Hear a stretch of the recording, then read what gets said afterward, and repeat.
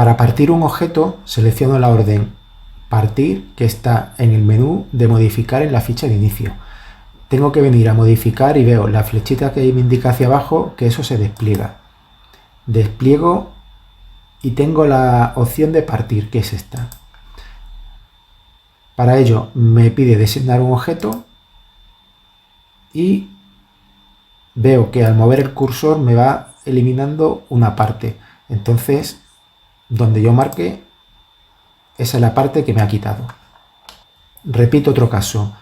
Despliego modificar, selecciono partir y, por ejemplo, selecciono este objeto y con las referencias activas, por ejemplo, puedo partir hasta la intersección.